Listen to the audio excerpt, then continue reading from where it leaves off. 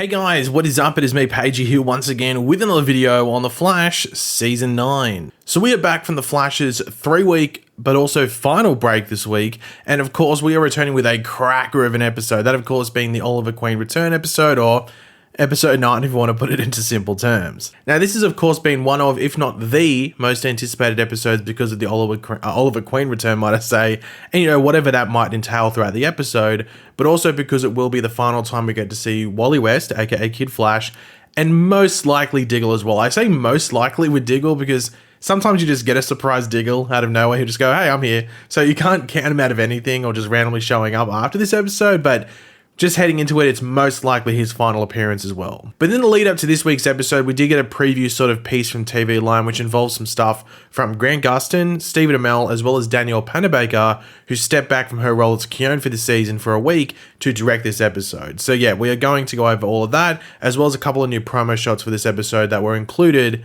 in this preview piece from TV Line. But of course, throughout the video, be sure to let me know in the comment section down below your various thoughts and stuff we go over and what you're looking forward to most in this episode. Just let me know one thing that you're looking forward to. Always curious to read what you guys are saying.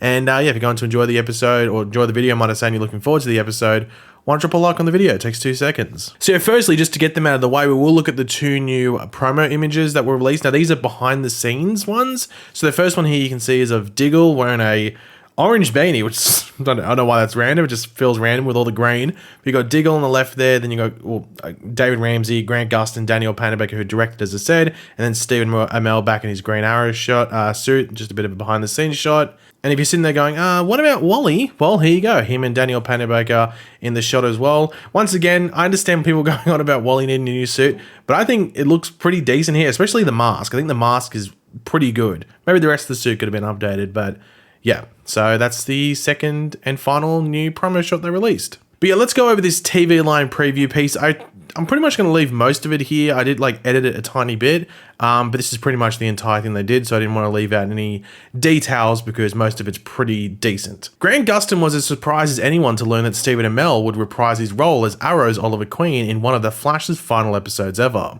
I didn't think it was on the table, honestly, Gustin shares. In fact, I didn't know what to expect from the Flash's final run of episodes, he adds, laser focused as he typically is on the script at hand. Titled It's My Part and I'll Die If I Want To and directed by original cast member Danielle Panabaker, the April 26th episode of The Flash opens with a surprise birthday bash for Barry, who is turning 30 again. The season 8 finale Supercharge, it is explained, de-age the speedster some. Now, this is confusing because they're saying, just to take a break from for a second, they say the season 8 finale Supercharge, which is when I guess Barry had all the forces with him, that's what de-aged him. But I thought it was the thing from 4 or 5 episodes before the finale, or the 4th or 5th last episode of last season, when Barry was aging and then he reversed it. Didn't they say in that episode that he'd gotten younger? But apparently in the episode they're going to say that it was the season 8 finale. I don't know if that's the TV Line person mixing it up or that's the show changing how Barry's younger, because in last season it was that episode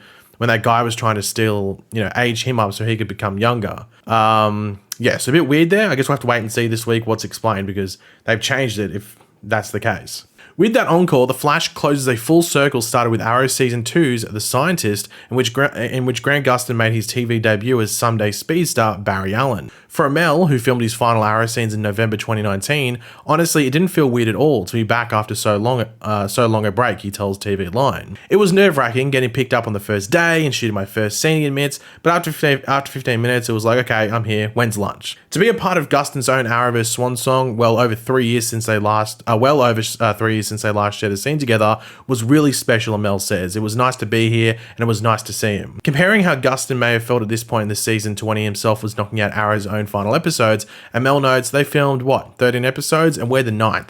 So, though it would seem like you're close to the end, trust me when I tell you that none of those casts thought that they were close to the end, because those last episodes are so big and involved. So this is a big thing with Stephen coming back, is that there's been this whole discussion about, was the 9th episode of a 13 episode season the right time to bring these characters back and do this? Why not do it in the final ones?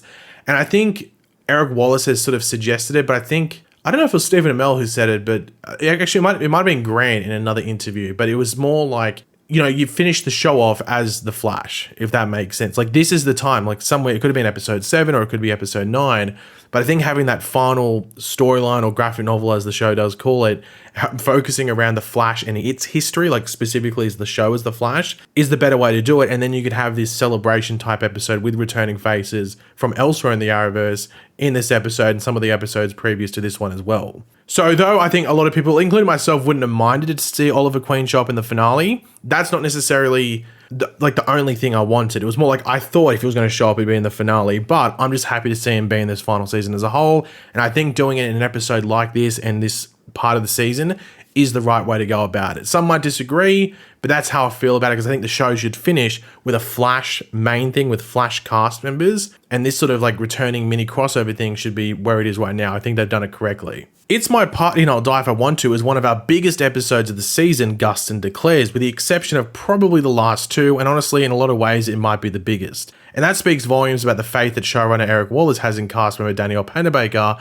that she was tapped to direct this guest star-studded, action-packed installment. I ended up with such a stellar script and an incredible guest cast, Panabaker told TV Line. I'm grateful that they believe in my abilities as a director and felt comfortable giving me an episode of this scale, because it's huge, a pretty ambitious episode all around. It was no small thing to have an Arrowverse vet such as Panabaker direct an episode that speaks so much to the deep, deep history between 2 of the CW franchise's lead heroes. It was really important to me to be respectful and pay homage to the different shows, particularly Arrow, and incorporate that into our storytelling as much as possible, Panabaker explained. I really hope I delivered some moments that all of the Arrowverse fans will be satisfied by. The moments Panabaker speaks of include a cinematic clash that purposely evokes Arrow's go-to style of close quarters combat. We did a fight sequence that again was my homage to the incredible fight sequences that they did on Arrow all those years, says the actress/director.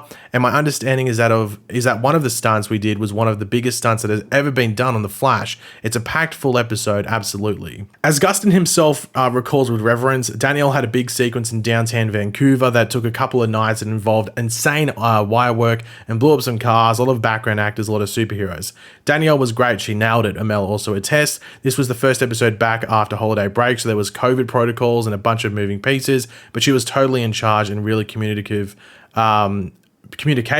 with great notes. She was like an old pro. So that was the thing I think a lot of people were wondering heading into this episode, is like, is it just a Flash episode? Like, where it just like it feels 100% the Flash, but like you just have Stephen Amell there as Green Arrow and Diggle showing up as well? Or will it try to be like a bit of a combo of both? No, I think most of it's going to feel like the Flash. Like, they don't say, oh, it's just an episode of Arrow on the Flash. I think most of it's going to feel like the Flash. It's going to be a very Flash story with Wally West, blood work and stuff. But when they can inject, if you want to put it, some of that Arrow-ness or that Arrow style, fighting or, scenes and, how they would film stuff, they're going to do it. And it sounds like they definitely didn't shy away from, including that or anything like that. But it's going to be very interesting to see how they do it. Because I don't know if it's just going to be in that fight scene or even like when we meet Oliver again, when he shows up again, like, are we going to get some Arrow music? I think you'd have to get the dun dun dun dun dun dun dun, like something along those lines if he shows up. You'd have to think so. I mean, I don't want to put this stuff on a pedestal that now I'm going to be disappointed if we don't get the Arrow theme play or something when he shows up. But you'd have to think they do that or some sort of like mix of it. I don't know, we'll have to wait and see. But yeah, now I sort of want the Arrow theme to start playing. But I'm not surprised they got someone that's familiar with not just the Flash, but the Arrowverse as a whole, that's been there for the entire run like Danielle has, to direct this. I guess if you want to pick two, it would either be Danielle or you'd go get David Ramsey or Diggle, but he's in the episode as Diggle, so you can't put that much work on his shoulders. So Danielle seems like the best choice. The only other person I can think of would be maybe someone like Katie Lotz, who directed an episode of The Flash last season as well. And of course, she played Sarah Lance on Legends and Arrow. But as much punch as the hour has to deliver, it also has a lot of heart and emotion as these most unexpected reunions take place. Working again with Amell, with whom he perhaps shares most of his scenes in the episode, was just like getting the band back together, says Gustin. Good times, a lot of laughing. We're here to play the hits. We're not trying to reinvent the wheel, is how Amell puts it. It's like, if I'm going to come back, it's because the fans would enjoy me coming back. Well, if the fans are going to enjoy it, then what are they going to enjoy? You start there. TV Line had exclusively reported on how Amell had a specific ask when first approached by Flash boss Wallace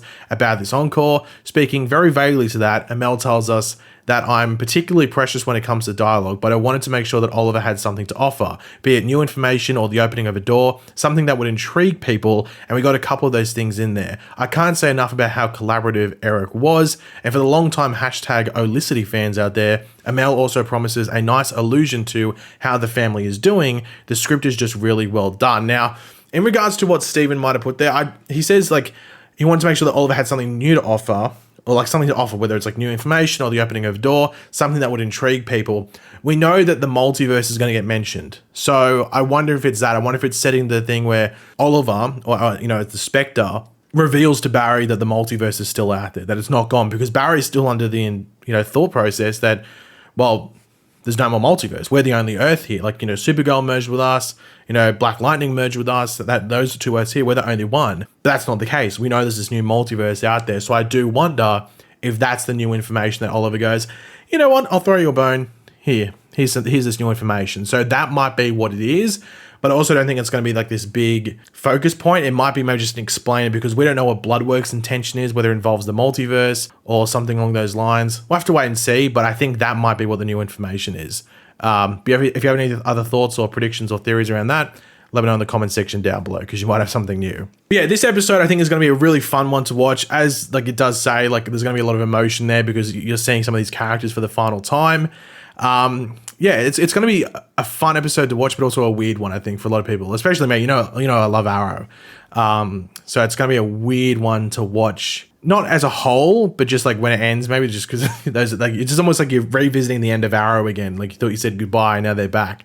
But yeah, I'm excited to watch it. Might tear up a bit, who knows? Bring the tissues, but not in a sus way. But yeah, we'll have to wait and see what happens there. But yeah, guys, thanks for watching. Hopefully you enjoyed the video. If you did, it'd be awesome if you could drop a like on it to show support. Let me know in the comment section down below your various thoughts on this stuff. What are you looking forward to most in this episode? Let me know in the comment section down below. And of course, if you are new to the channel, make sure to subscribe, and I'll catch you guys later. Goodbye.